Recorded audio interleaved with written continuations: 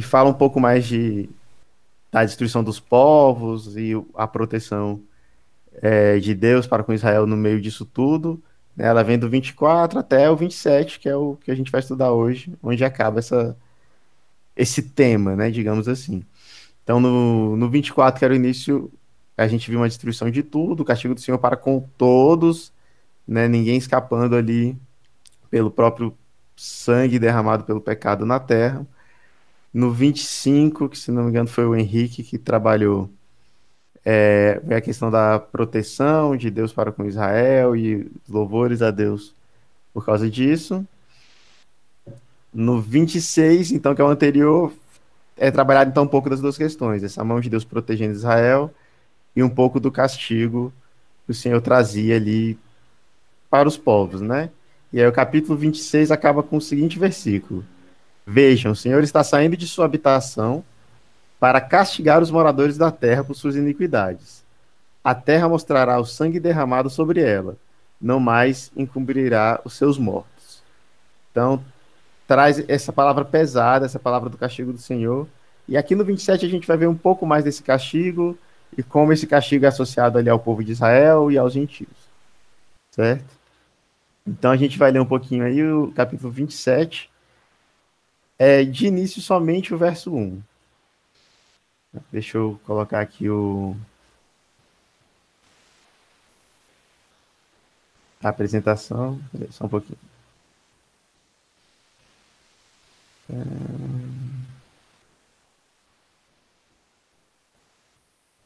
Ih, complicou aqui. Ixi, meu Firefox não tá me ajudando aqui não, só um pouquinho. Pronto, acho que agora vai. Isso.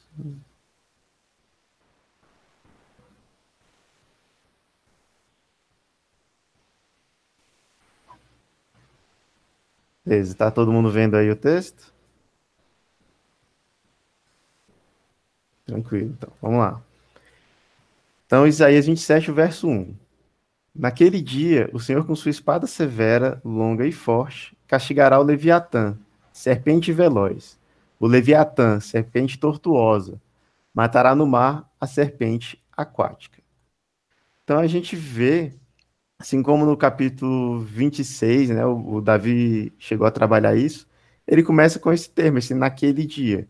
E ele mesmo explicou lá que esse então seria um dia onde o Senhor iria intervir de maneira dramática e trazendo então toda essa profecia, né? Trazendo todo esse peso do que ele está falando. E aí o versículo traz então essa intervenção em cima de um Leviatã. O que é esse Leviatã? O Leviatã ele é um monstro mitológico. Ele vem da cultura, ele faz parte da mitologia da cultura fenícia. Os povos fenícios são aqueles povos que ficavam ali ao norte de Canaã, ao norte de Israel, na região ali do litorânea, né, do Líbano e da Síria. São povos que tinham uma cultura de comércio marítimo muito forte. Então eles iam sempre ao mar e tudo mais. E aí o Leviatã é descrito como um monstro marinho, como um dragão dos mares. Se a gente, quem já viu tipo desenho animado, algum lugar que parecia mapas antigos, no mapa tinha o desenho de uma serpente na água. É esse Leviatã. É quem os povos temiam ali quando iam atravessar os mares. E aí diziam que os marinheiros não voltavam porque foram pegos pelo monstro marinho. Então, é essa a ideia desse Leviatã, certo? Existe uma arte clássica desse próprio texto, dessa própria passagem, que é justamente a espada do Senhor destruindo, né, ferindo o Leviatã, que é esse monstro que está aqui no mar, certo? Então essa é a representação, acho que de uma arte na Idade Média do Leviatã neste texto, tá? Leviatã também aparece em Jó, também é citado lá nos textos de Jó, também aparece a figura do Leviatã e a ideia é essa, ele é um ser mitológico que os povos das regiões, estava no imaginário coletivo dos povos das regiões ali em volta de Israel, certo? E aí, Isaías traz isso para o texto, esse dragão, esse ser marítimo aqui, representando os povos ali da Síria e da Babilônia, né? Ele usa nos textos aí monstro veloz, né? Serpente veloz, no caso, nessa minha tradução, serpente veloz e serpente tortuosa. Era assim que os rios Tigres e Eufrates eram conhecidos. Então, é muito provável que o uso desse termo do Leviatã nesse contexto esteja se referindo tanto aos povos ali que usavam muito, né, o rio Tigre e o rio Eufrates, estavam ali nesse caminho, por ter essas menções de veloz e tortuoso. E no final ele fala: matará no mar a serpente aquática. Em algumas traduções, o monstro aquático. Esse termo de usar monstro aquático também já era muito utilizado para se definir ao Egito, tá? Então seriam as menções seriam esses três povos, né? Os assírios, os babilônios e os egípcios, certo? Então a espada do Senhor estaria então destruindo ali esses povos, e provavelmente porque eles eram os povos de maior influência na época, e a ideia é trazer isso para um contexto de todos os povos, um contexto bem geral. Então vamos seguir então lendo o texto agora em Isaías 27, os capítulos, os, Isaías 27, os versículos de 2 a 5. Deixa eu compartilhar novamente aqui a tela. Certo. Naquele dia, cantem sobre a vinha frutífera. Eu, o Senhor, sou seu vigia. Rego-a constantemente, a protejo dia e noite para impedir que lhe façam dano. Não estou irado. Se espinheiros e roseiras bravas me enfrentassem, eu marcharia contra eles em combate e poria fogo neles todos. Se não, que venham buscar refúgio em mim, que façam as pazes comigo. Sim, que façam as pazes comigo. Nesse contexto aí, ele mostra, né? Ele mudou naquele dia da destruição, da espada ferindo, para naquele dia, então, a vinha frutíferas entoará louvores, né? Os cânticos deverão ser entoados sobre a vinha frutífera. E, e a gente entende que essa vinha frutífera é o próprio povo de Deus, é a própria Israel.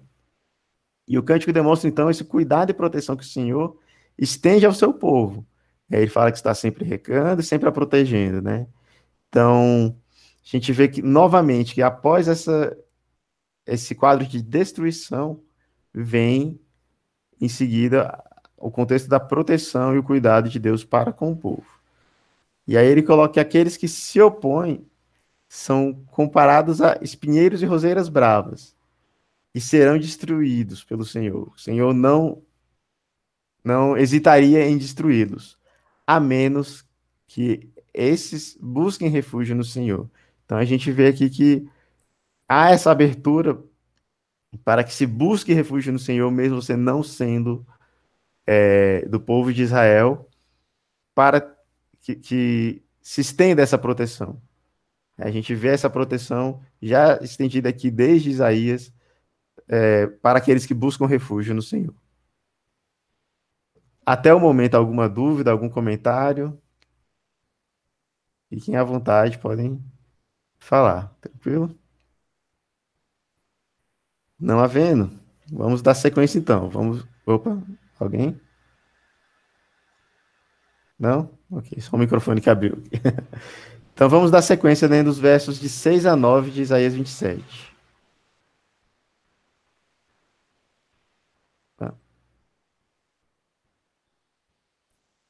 vamos lá. Nos dias vindouros, Jacó lançará raízes, Israel terá botões e flores, encherá o mundo de frutos. Acaso o Senhor o feriu como feriu aqueles que o feriram? Acaso ele foi morto como foram mortos os que o feriram? Pelo deserto, pelo desterro e pelo exílio julga. Com seu sopro violento ele o expulsa, como num dia de rajadas do vento oriental. Assim será perdoada a maldade de Jacó, e será este o fruto da remoção do seu pecado. quando ele fizer com que as pedras do altar sejam esmigalhadas e fiquem como pó de giz, os postes sagrados e os altares de incenso não ficarão de pé. Certo? Do que se trata, então, essa passagem, né?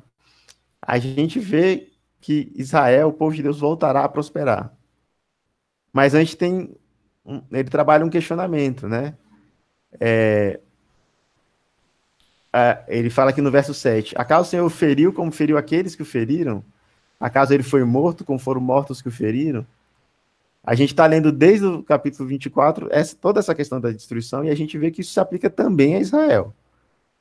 Porém, Israel é um caso especial, o povo de Deus é um caso especial que haverá sim uma proteção quanto a eles, haverão aqueles que sobrarem, mesmo que sejam em migalhas, como ele cita em algumas partes, mas ele mesmo cita que Israel não foi ferida como foram feridos outros povos.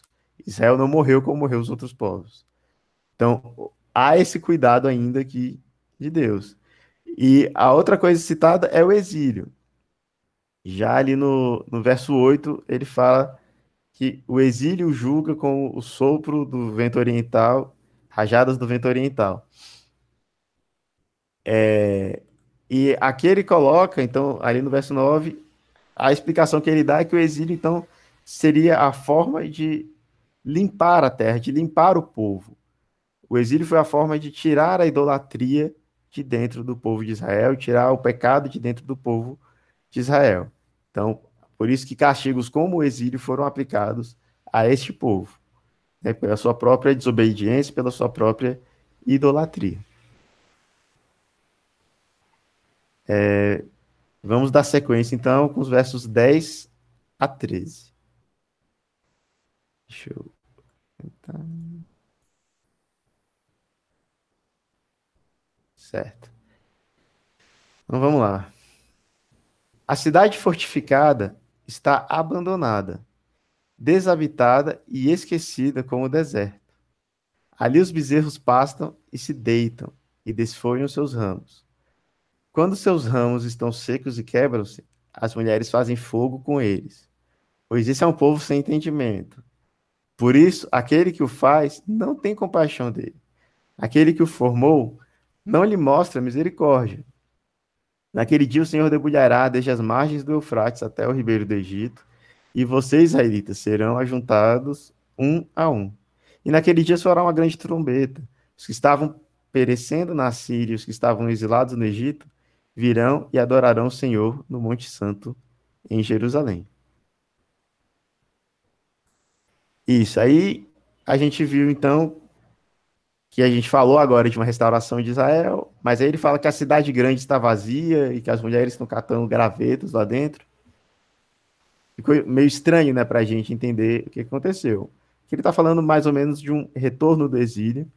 A cidade está deserta, só tem arbustos ali, os animais passam naquele local e as mulheres vêm de outras regiões apenas para pegar lenha, pegar gravetos para fazer sua fogueira. E isso aconteceu pela própria falta de conhecimento, pela própria falta de entendimento do povo com as questões em como lidar com a palavra de Deus e com o que Deus havia planejado para eles, né?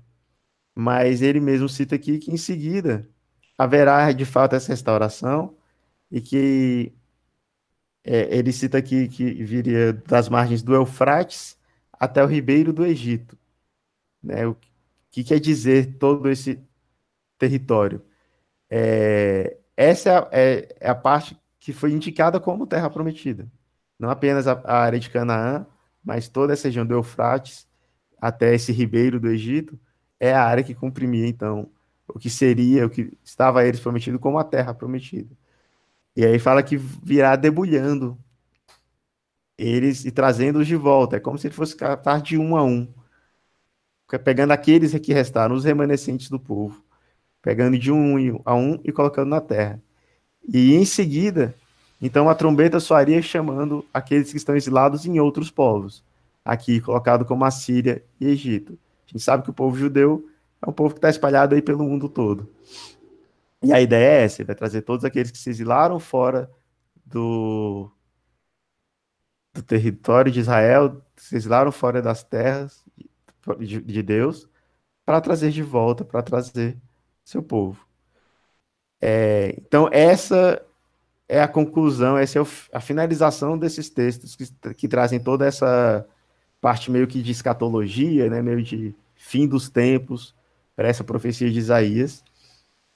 A gente vê toda a descrição começando ali no capítulo 24, e isso vindo, trazendo as suas explicações e como Deus vai trabalhar isso, como nosso Senhor vai trabalhar isso com o povo, né? A sua destruição, os seus castigos de uma forma para purificar o povo. E toda essa relação de castigar ou de matar o povo, ela vem como uma forma de purificação, com a ideia de purificação, para que fiquem então aqueles que realmente seguiram os preceitos de Deus, que seguiram os seus mandamentos e que nele buscaram refúgio. Então há sempre essa relação de destruição para purificação e depois, em seguida disso, uma restauração de tudo, uma restauração do povo de Deus, no caso, né?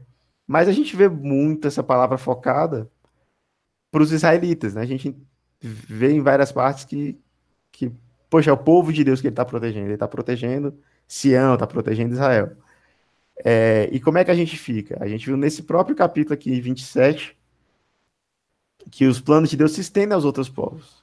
Ele fala, não os destruiria caso busquem refúgio em mim, né? A gente vê lá no verso 4, isso. Não estou irado, se espinheiros e roseiras bravas me enfrentassem, eu marcharia contra eles em combate e poria fogos neles. E aí no 5, se não, que venham buscar refúgio em mim, que façam as pazes comigo. Sim, que façam as pazes comigo. Então a ideia é justamente essa: os outros povos são estendidos no plano de Deus, desde que busquem nele refúgio, façam as pazes, né, e não sejam, não entrem em conflito com as ideias do Senhor, não entrem em conflito com os planos do Senhor, e sim busquem nele refúgio. Então a gente vê que muitas vezes tem a interpretação errônea, somente Cristo que trouxe as palavras para os gentios, mas a gente vê em vários lugares, que isso já estava planejado, já fazia parte do plano de Deus, que sua palavra se estende a todos os povos que buscarem nele refúgio, né?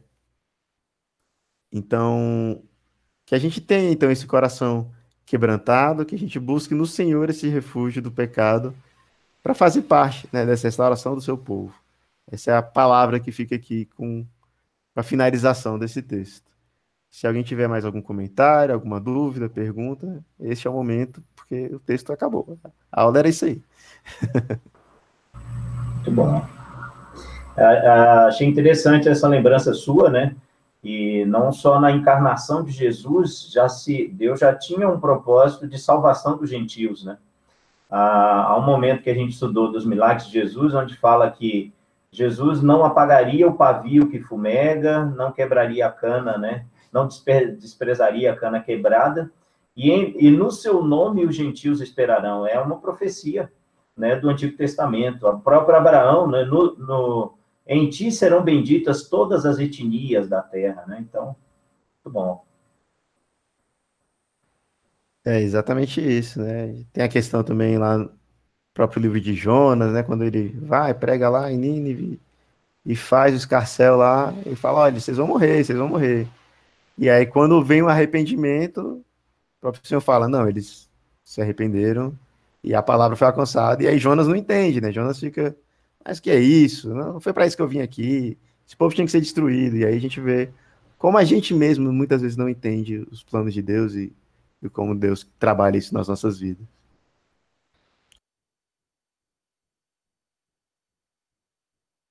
Eu acho interessante também a analogia da purificação de raças, né? Porque foi um termo muito usado por Hitler.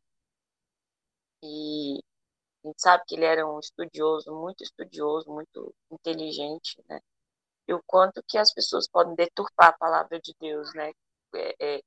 Eu acredito nisso, eu vou procurar isso para eu me defender, mas não olha o contexto antes, não olha o, o, real significado, né?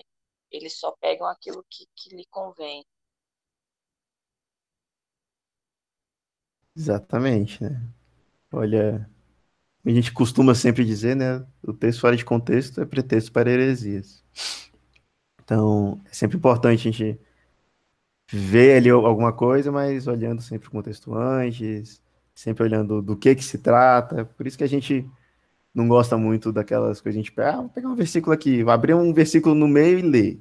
Não, porque o contexto também é importante, né? Não adianta você ler só um pequeno trechinho e achar que aquilo é definitivo, que aquilo é a sua interpretação daquilo é a final. Não, a gente precisa ler, entender o contexto para saber do que se trata.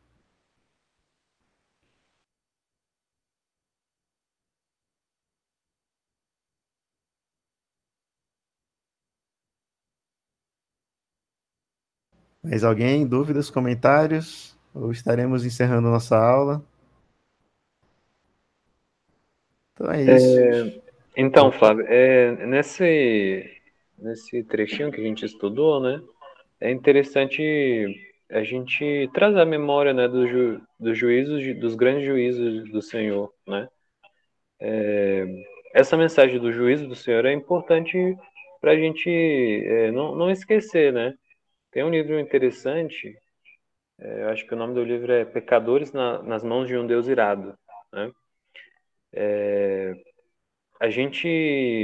Eu escuto muito a palavra de amor de Jesus Cristo, né, nosso Senhor, e a gente se conforta bastante com essa palavra, né? A gente precisa desse conforto que o Senhor nos dá.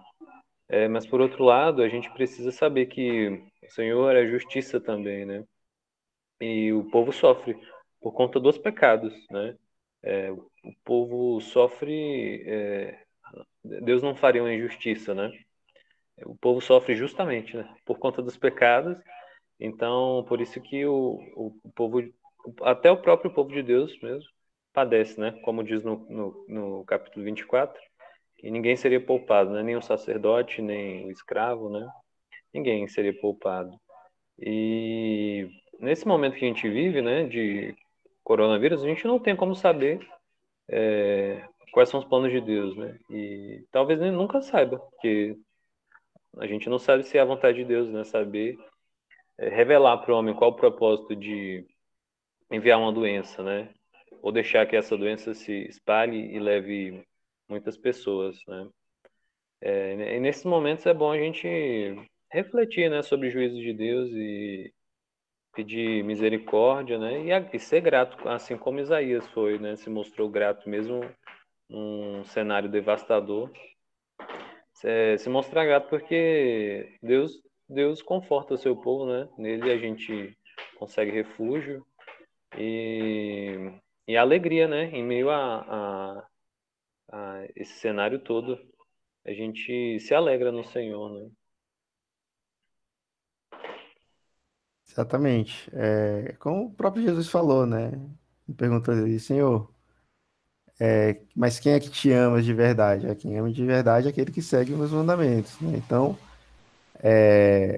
realmente, a palavra de Jesus, principalmente se a gente pega fora de contexto, é uma palavra só de amor, é uma palavra só de perdão, uma coisa linda. Mas a gente também tem as nossas responsabilidades ali dentro de cumprir os mandamentos, cumprir a lei, cumprir tudo aquilo que já vinha sido estabelecido e que faz parte de todos os preceitos morais que Deus tem para nós. Então, essa questão do pecado realmente é muito forte, né? É justamente sobre isso que o texto vem falando aqui desde do verso 24. O próprio pecado manchou a terra, e essa destruição vem por causa do pecado do povo, por causa da quebra de alianças, por causa de todo o pecado causado pelo povo. Então a gente realmente deve estar atento a isso, né? Não, não é só uma questão de se apegar ao que tem de bom, né? Mas a gente tem que entender que aceitando e adentrando, né, se convertendo, digamos assim, buscando refúgio a Deus, a gente tem também nossas obrigações de não pecar mais, de buscar sempre uma vida de santidade e levar isso a outras pessoas, né? para que elas também sejam alcançadas, estejam no meio dessa proteção, que elas busquem refúgio lá. Então, que isso se estenda a mais pessoas e só tem como isso ser feito se nós estivermos sempre levando e demonstrando essa vida, né, sem pecados ou, né, evitando os pecados sempre, né? Então, se manter na linha, né? É mais ou menos isso. Eu acho que não só Isaías, né, mas Davi também nos Salmos, ele fala bastante das profundezas que as pessoas o perseguem. E hoje a gente entende como um quadro depressivo, né, que são humanos, são pessoas humanas, só Deus e Jesus são soberanos sobre todas essas coisas. Então vai haver sim a consequência do pecado, né? E às vezes não só para mim, mas para os meus, e porque somos carne. Se fosse para ser perfeição, estaremos no Éden ainda.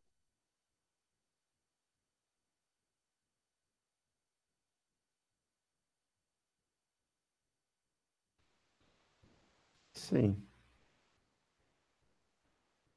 Bom, então acho que é isso, né, pastor? A gente vai encerrando por aqui. Foi uma aula proveitosa e aí no próximo domingo teremos mais. Tem algum recado aí, pastor, da diretoria da EBD? A diretora manda lembranças para todos. Mas tá tudo bem, parabéns, Flávio, foi uma boa aula. Só tirar mais um print aqui para a gente apresentar no